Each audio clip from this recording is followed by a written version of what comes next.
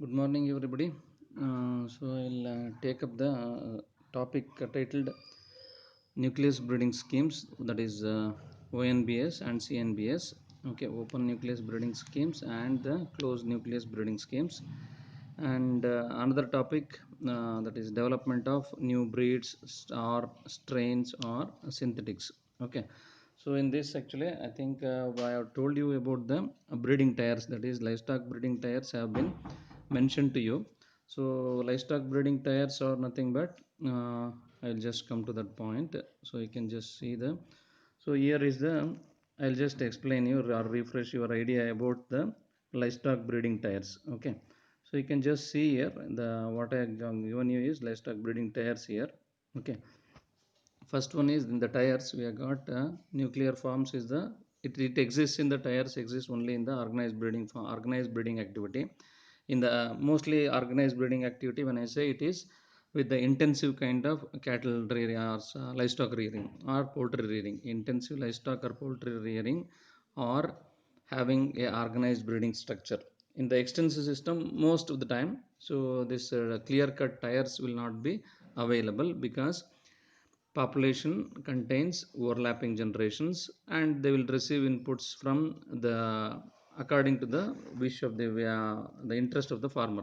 Okay, so I think if you just look at the slide I got, so unorganized breeding sector will not have such kind of tires, organized breeding activity will have this kind of tire.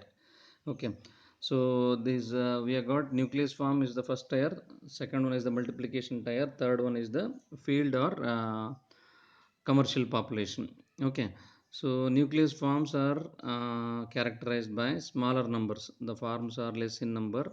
Okay, their population size is also lesser in number, but here there will be animals will be identified and there will be identification for each of the animal. So and there will be recording for different economic traits. There will be naturally, when I say identification, there will be pedigree records also made are also available there, pedigree records are available along with the characters.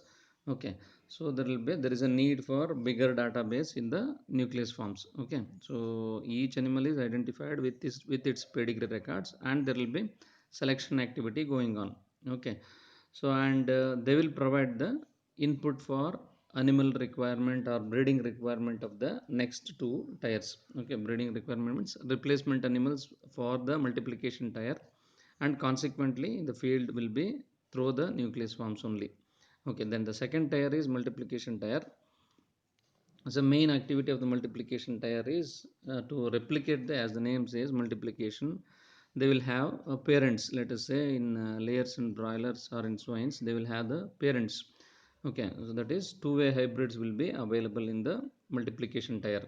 Okay, so sometimes, okay, multiplication tire, and they will be referred as breeding farms and hatcheries in the chicken sector or poultry sector.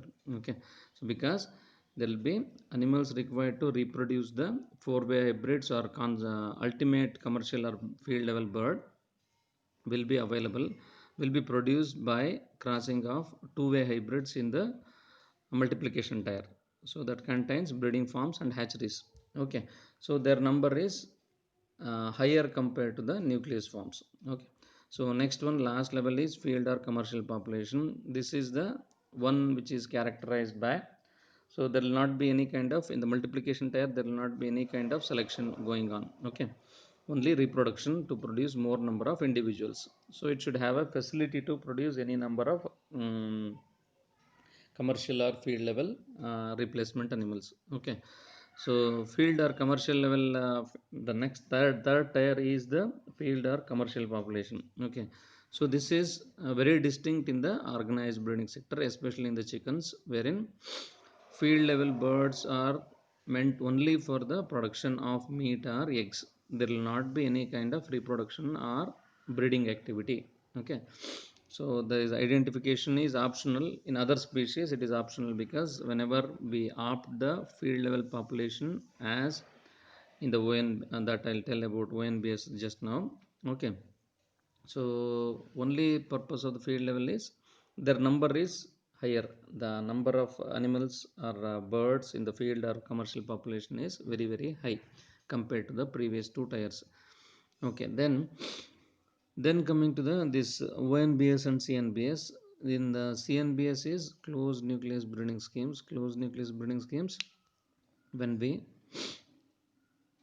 see that selected animals are passed on only from the nucleus form, that is benefits of selection will move from nucleus form to multiplication tier, as I have shown in the given in the arrow marks, downward arrow mark here on the right side, that is benefits will pass on from the benefits will pass on from the nucleus forms to the multiplication tier, then to the field level population. Okay, so this is called as closed nucleus breeding systems, wherein benefits are passed on only in the one direction.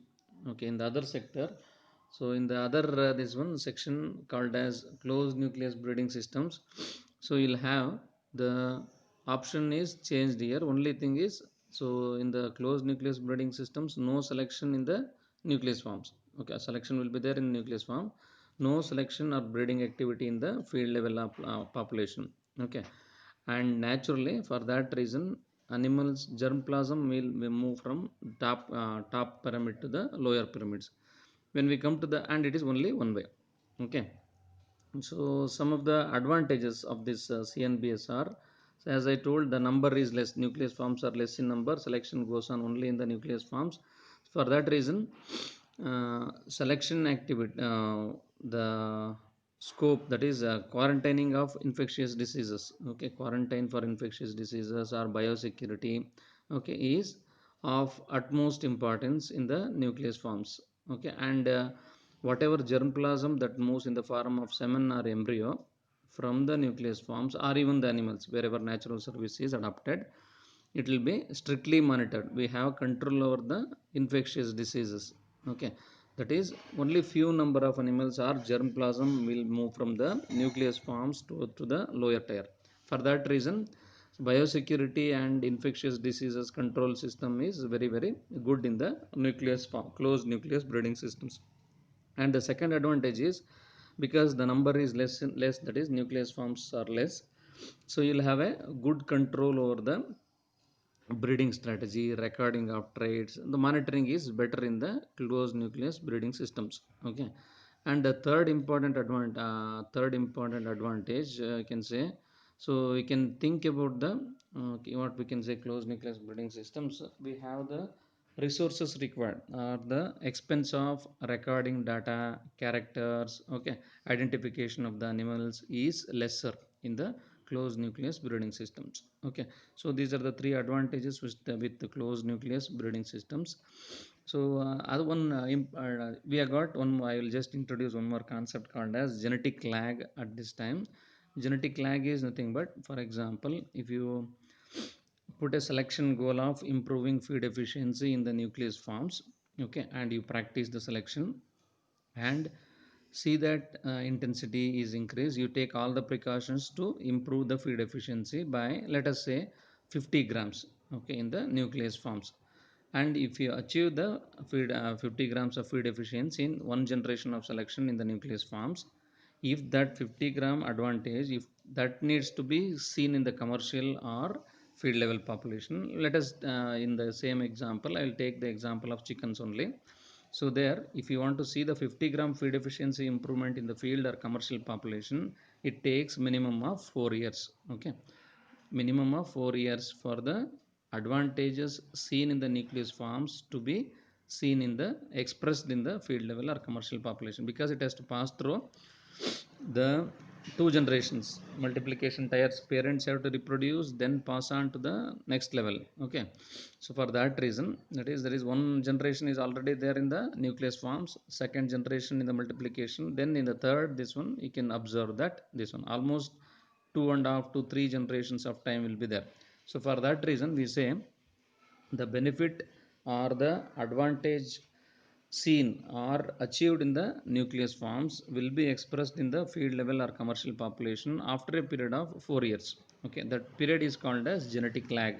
Okay, so improvement if you make in this year, you cannot see the same improvement in the same year, you cannot see the improvement in the commercial or field level population, because it has to pass through two generations. Okay, so that is called as genetic lag. And this kind of activity is genetic lag. This is actually higher in the closed nucleus breeding systems. Okay, because only selection happens only in the nucleus forms. For that reason, the genetic lag is higher in the closed nucleus breeding systems.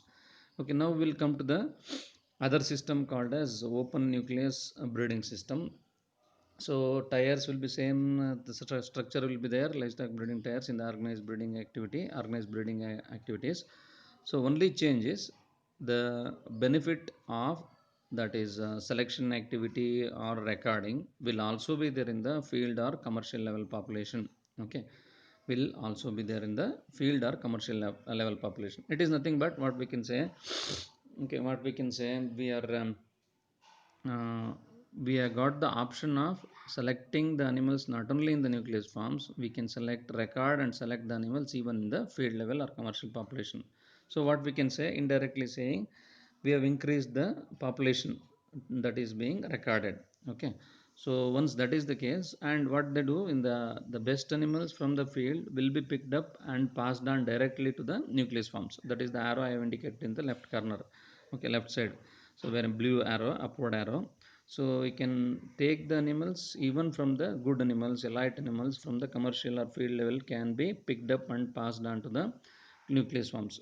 Okay, so here I should make it clear, this only happens in the, this is possible only in the species like, okay, where there is a some little bit of extensive activity is there.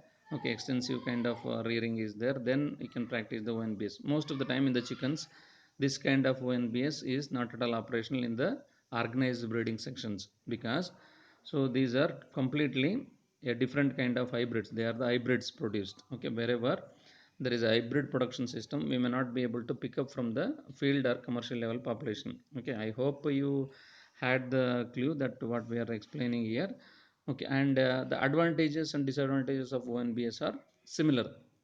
So what I explained for CNBS, that is will become disadvantage for the ONBS, because you got the higher population. The first advantage I told is you have the control of infectious disease is very good in the nucleus forms. But when we operate in ONBS, so usually what happens is, because you are including or taking the animals, picking up the animals from field level also, so there will be chance of getting the infection to the, spreading the infection to the nucleus forms.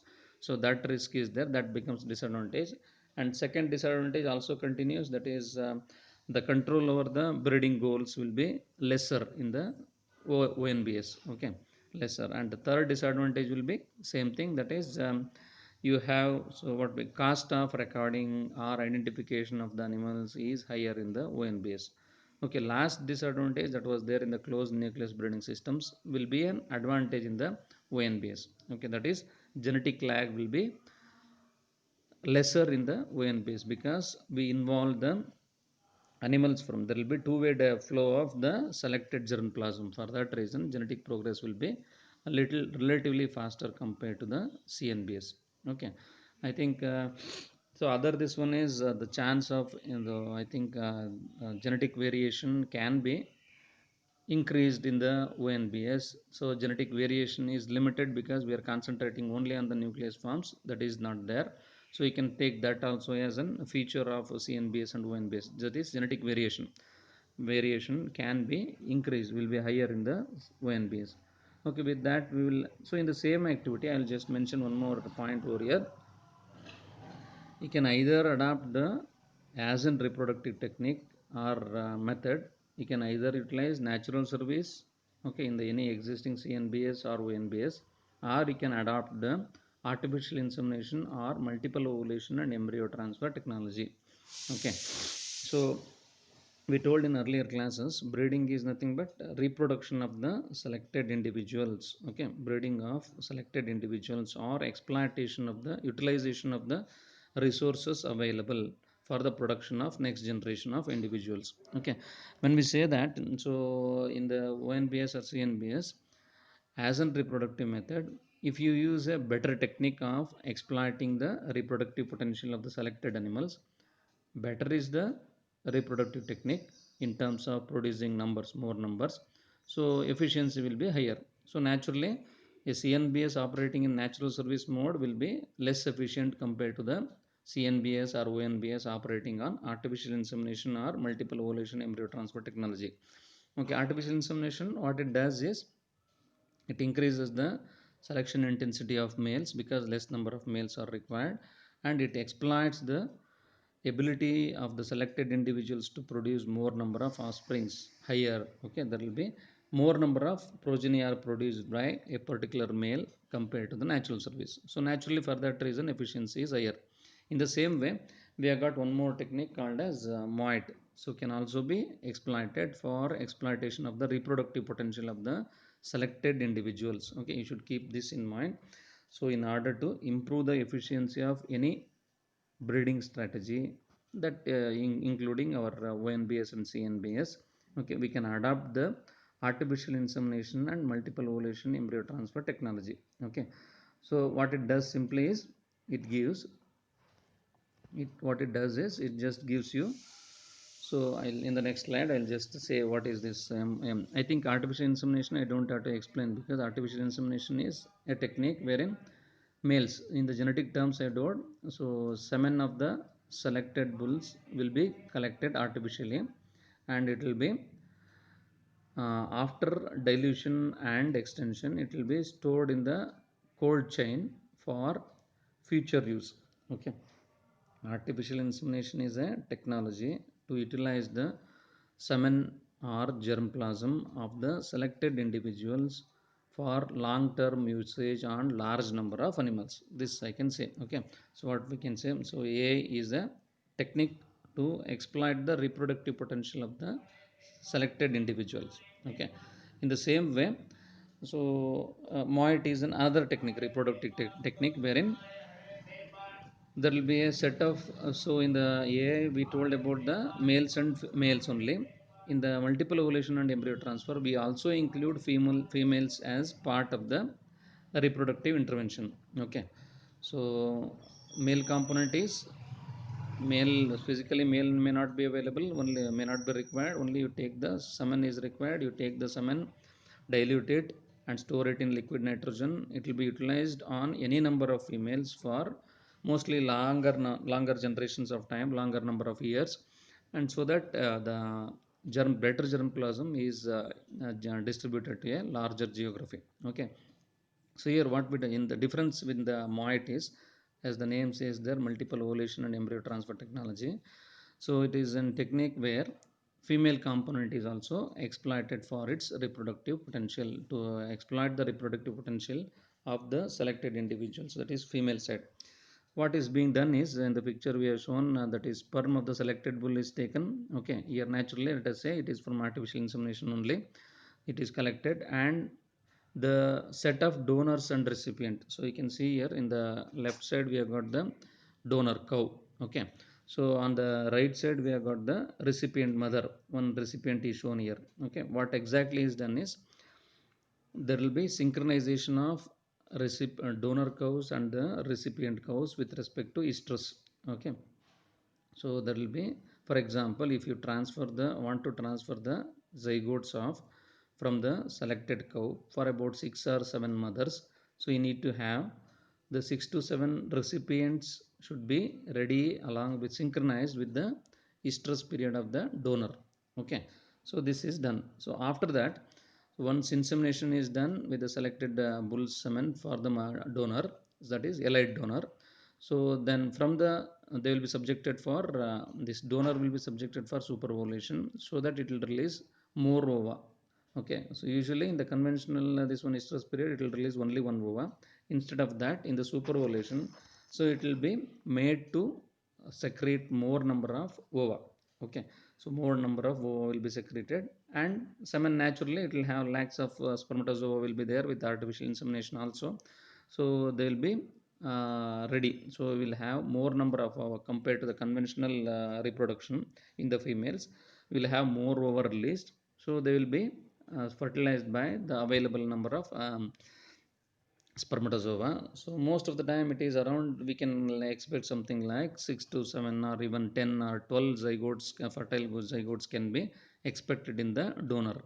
Okay, on 6th day, so there will the 6th day of post estrus, that is the actual day on which there will be implantation of embryos, zygotes to the uterus. So at that time, before they get implanted to the uterine body of the donor, they will be collected by a flushing technique artificially. That is, in the what we collect there is, a donor is subjected to superovulation to produce more number of ova, and it will be fertilized with the artificial insemination semen from the elite bull. And instead of having one zygote at a time, we'll have at least 10 zygotes will be made available, and they will be collected before getting implanted by the flushing technique. And these embryo zygotes will be monitored again in the laboratory condition. That should happen only in the 2 to 3 hours or 4 hours or maximum. That should, we should see that their laboratory activity of monitoring zygotes is done within 1 or 2 hours, so that the, and then afterwards, whichever zygotes are eligible or good in condition, they will be transferred to the recipients whose stress is synchronized. Okay, so instead of, only difference is, a female cow, elite cow, instead of producing one zygote at a time, will be made to produce 6 or 7 zygote on an average. Okay, these six or seven zygotes are transferred to the recipient mother. Okay, recipient mother, who are mostly genetically not important, and healthy reproductively fit animals whose genetic potential is not that good, will be receiving the zygotes, and they will be monitored for next 9 months, and they will produce the next generation of individuals. Okay, so here what we are telling is, in the CNBS or ONBS, you can incorporate artificial insemination and MOAT to improve the genetic lag. Okay, genetic lag can be improved by adopting AI and MOAT, especially in the species dairy cattle, where generation interval is very high. Okay, in other animals it is not required, because generation interval is less, reproductive potential they produce, litter bearing animals, and even the chickens, especially mass hatching, you can produce large number of progeny in short period of time. There it is not required. Okay, so now we'll just move on to the next slide, important this one. So it is, here I'll just introduce what is the uh, impact of selective breeding. Okay, so I'll take up a second topic called as development of new synthetic or development of new synthetics, or the uh, new synthetics or the new breeds. Okay, it's just an introduction, in the introduction or preamble for the that activity. So here what was shown is, in the picture, two breeds. Okay, within the same species, canine. Okay, one is Dalmatian, other is a Chihuahua, a small breed of dog. Okay, small dog breed and the larger dog breed. So you have another extreme example also in the form of Dachshund, and or you can Dachshund and Great Dane. Okay, you can take, although I am not put in the picture, so I given one picture here. So in these two extremities, canine dog contains species wise. With respect to this one, what we are trying to tell you is, so in selection, artificial selection can create wide variety of breeds.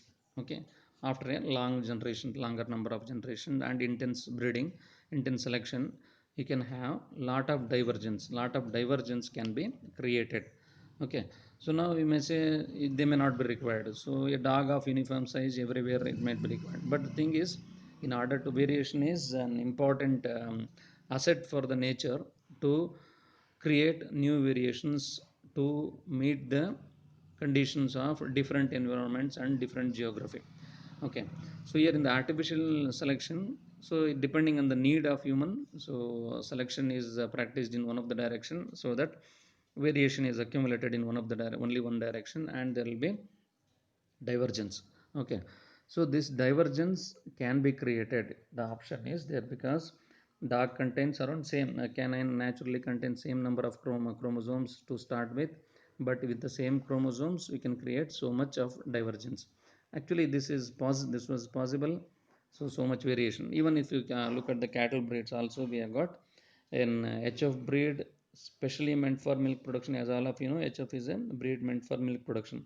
So in HF also they have created breeds meant for meat production also. So there is a possibility to create extreme divergence in the same resource, from the same resource over a longer number of generations. Okay, so now in this pretext we can just move on to the other, this one as in this one same thing I will just explain here also. Again, I think I explained somewhere else also. This is the this one important feature of the select sexual reproduction, wherein you'll have the divergence created in the next generation of individual is enormous. Okay, so divergence created, genetic divergence or diversity or variation created in the next generation of individual is very high by the sexual reproduction. That is being demonstrated through this figure here. So I have taken only two chromosomes per rabbit, although rabbit contains more number of chromosomes, just for the example. In this example, what we have shown, trying to show you is an pair of sexually reproducing animal with only one pair of chromosome can create four types of progeny, genetically different progeny. So if that is increased, okay, if we have more number of chromosome pairs, naturally the option will be more.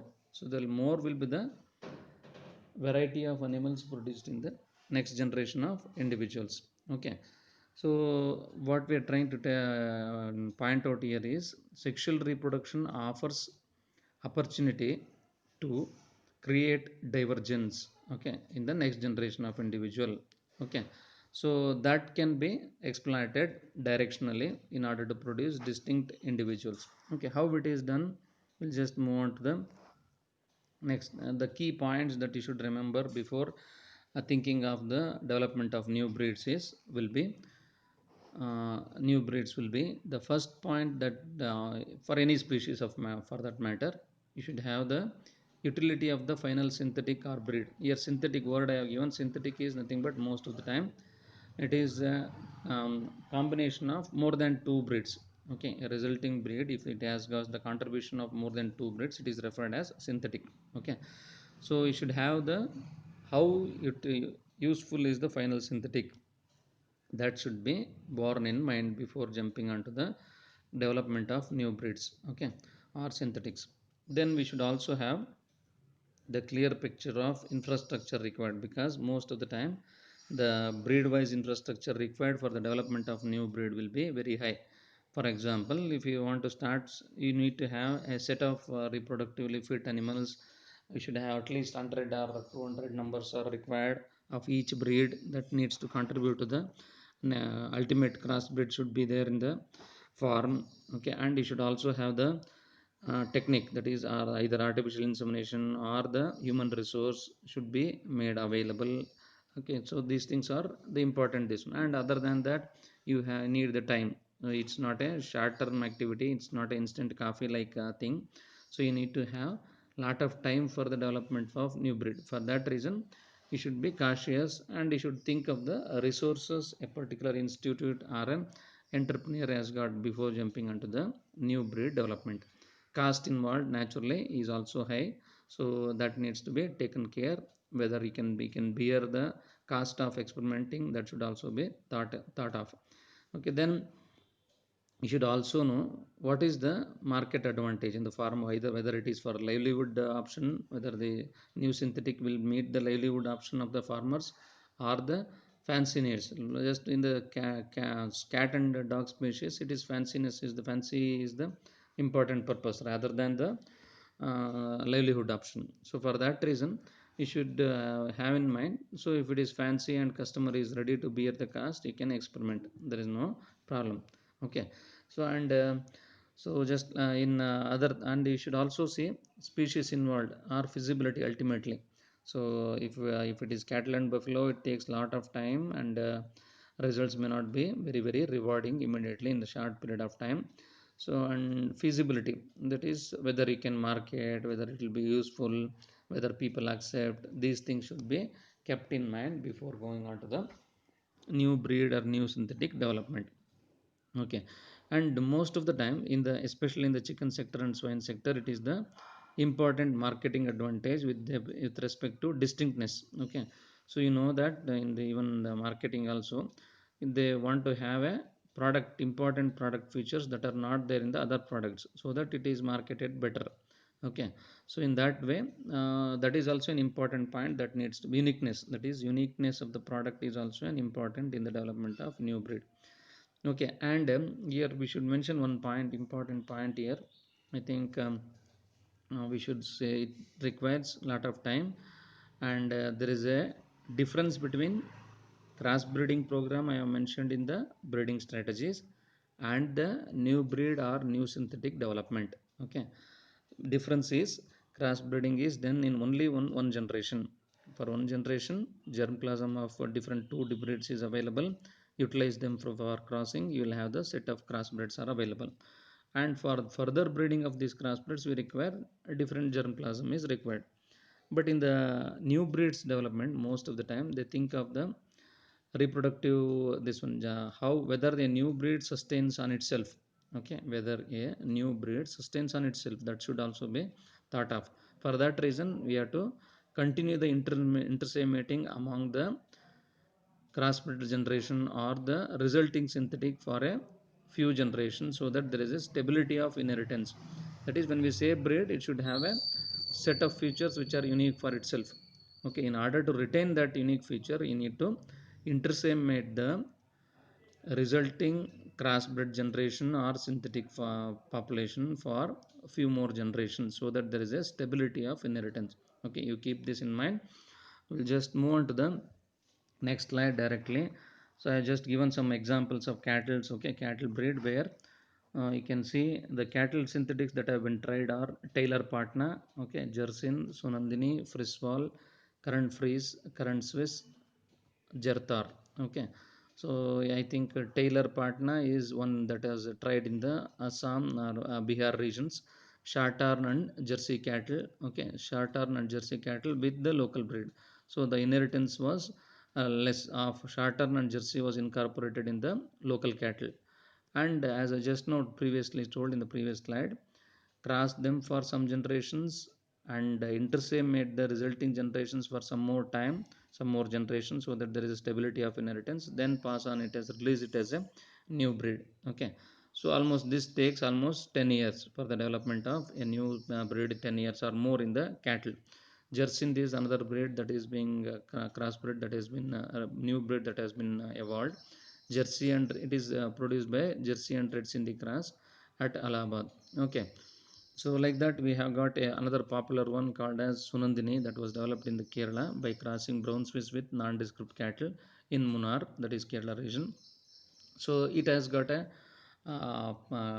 popularity is more, that is it is accepted model, that is there are few number of animals available and require breeding infrastructure in the form of semen centers is Sunandini bulls are made available for continuing the effort of maintaining the Sunandini stock or herd in the farmers level. Okay, and then we have in North India we have got Friswall, Current Freeze, and Current Swiss have been tried. So Friswall is nothing but Holstein Friesian cross with the Holstein Friesian cross with the Sahiwal. Okay, in the military dairy farms, the Friswall, Sahiwal. That is, so you have got the advantage of just like group of crossbred individuals, they have got the advantage of the exotic inheritance as well as indigenous inheritance. The disease resistance will be there due to indigenous cattle. Production potential will be there with the exotic inheritance. And one more advantage is after some generations they can be released, they can be made available in the farmers herds. Okay, so that there will be some stability of the local cattle inheritance also.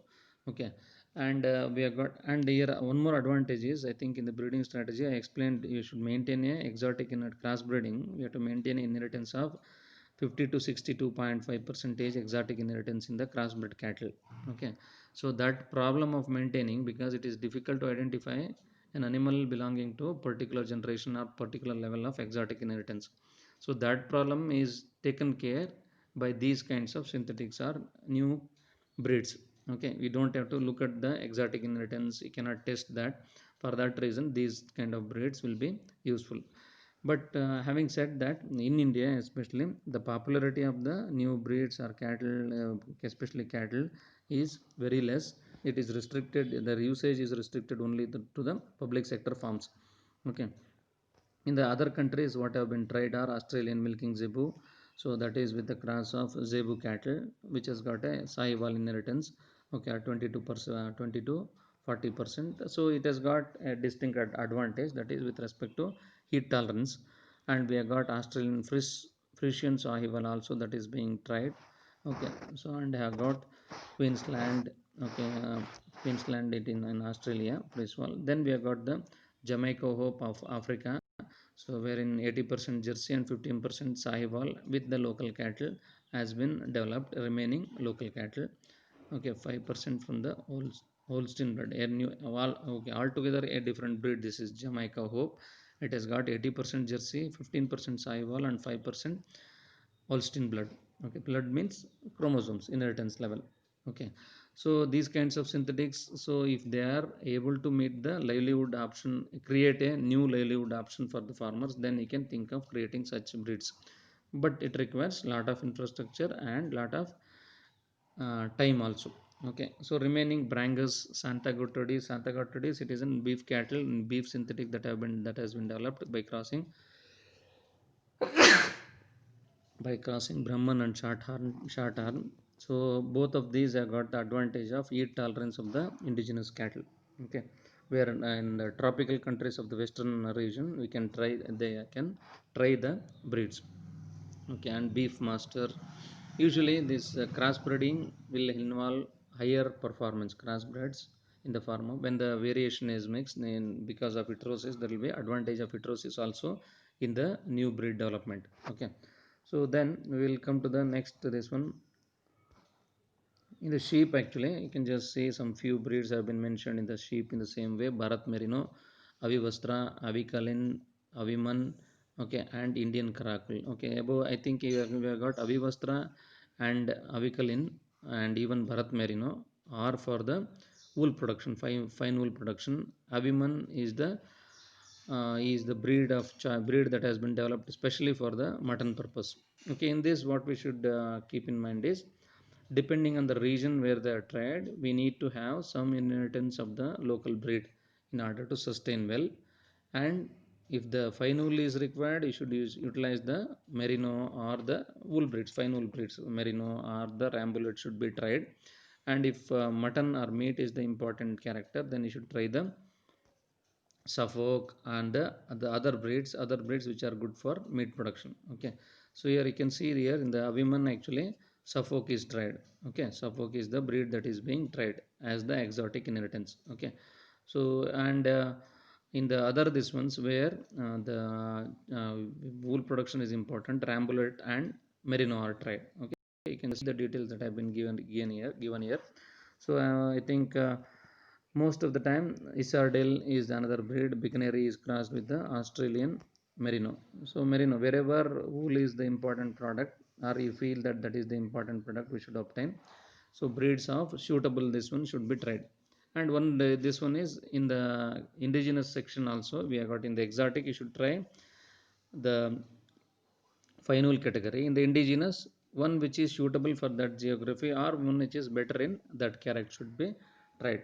Okay, so then, okay, again this also is an limited to the public sector institutes. So some entrepreneurs even in Karnataka also, like Kuri Kempanna and some other people have tried the this production of new synthetics on the private section, in the private sector also, and they got some advantage, some good results are there. But you should see that there is assistance of government to some extent in the form of exotic males will be supplied in the subsidy form. They can try the subsidy for the production of new synthetics that can be tried in the sheep section. So it is almost not possible or ruled out in the cattle and buffaloes. So next one is next we have got chicken breeds or synthetics. So chicken breeds in the private scale, in the extensive breeding, it is a continuous activity wherein they have got distinct products. In industrialized section, that is intensive breeding, there are intensive products, that is intensive good crossbreds or new breeds are available in the form of, there the distinctness is there, they will not give the uh, four-way hybrids are only released for the production purpose. They will not give for the breeding activity. It is not possible. So it is their advantage. They will only give. So you'll have to go back to the hatcheryman or the breeding farm to get the new synthetic or new breed every time. Okay, they will not give you the breeding rates. Breeding rates will be given only for few people, and they will operate. Okay, so in the extensive system in the chicken, so they have tried in many, this one successfully, it is successfully tried in, compared to the other species, the popularity of developing new breeds or synthetic is higher, in the success rate is higher in the chicken breed, because of the, as already we are told, species itself, generation interval is less, reproductive potential, it will produce large number of progeny, and you can mass hatch or mass incubate large number of eggs. That advantage is there in the chickens. For that reason, lot of new varieties are successfully tried in the chicken compared to other section for livelihood option. In the industrial section it is already there. Okay, synthesis of new breeds, it is already there. They will be trying the new breeds or strains will be under trial for a larger number of times, so that they will be useful in the future. In the public sector, we have got Giriraja, Krishna J, Yamuna, Kalinga Brown, okay, Gram Lakshmi, Nandanam from the Tanuvas, and in Kari also has released large number of synthetics in the form of Kari Nirblik, Kari Sham, Hit Kari, okay, is also there. So we have got so here you can just see some of the breeds released are dual purpose. They are for meat purpose as well as egg purpose, and most of them in southern India actually, that is Giriraja is for dual purpose. It will have good amount of meat also, it will produce good number of eggs also. Okay, but the disadvantage of these synthetics is they will not be able to produce the next generation of individual in the field. Okay, especially those which are meant for meat or dual purpose, because of their heaviness they may not be able to sustain in the extensive kind of rearing system. Okay, most of the time they do, for some farmers do try to replicate Giriraja in their field condition for next 3 year generation, but that will not vanish within some years, because their size is more, they will not be able to naturally mate with the other females or vice versa, or indigenous chicken. For that reason it will not be sustained for longer number of generations. Okay, so for that reason most of these crossbreds or synthetics are released to the market. They should be purchased every time, just like intensive breeding. This intensive breeding system, where every time a field level or commercial population farmer should pick up the chicks from the hatchery person or a breeder. Okay, so but the advantage is at a time you can increase the, so instead of you can get more number of chicks, you can instead of rearing 20, 10 or 20 chickens, you can rear 100 or 500 chicken if you are able to market them successfully. Okay, this distinct livestock livelihood option is there in the extensive synthetics or new breeds developed by the chicken breeding stations. Okay, I think we will just Girraja. In the Girraja, we can take the name of Girraja, Vanraja, and even Swarnadara or Girrani also. So Girraja is meant for dual purpose. Swarnadara or Girrani is meant for egg purpose. Okay. So these are available in the our own university farm at poultry in Hebal. Okay, so we should be proud that our institute has produced one of the synthetic in the form of Giriraja or Swarnadara. Okay, that is being widely accepted by the farmers for as an livelihood option. So if they, when they are interested, they will purchase the day old chicks, they rear them for 1 year or 2 year, they will harvest the better benefit of higher production. Okay, I think that would be sufficient for your class. So if at all if you have any doubts, I think we will just come back to the session, and we will help you out. I think if you just go back to the previous slide again, that is the first slide I explained with respect to the important points that should be kept in mind, that this section, that is key points for development of new breed, then they will be better. If you go to the example, just now I gave you the examples, you look at these points again, that is how useful are the, you should keep these points in mind, and the stability of inheritance in the new synthetic or new breed, that point also should be kept in mind. Okay, I think with that we'll finish up. In the next class we will talk about the breeding programs for livestock state breeding programs. I'll just explain that in the next class. Okay. I think bye. Bye.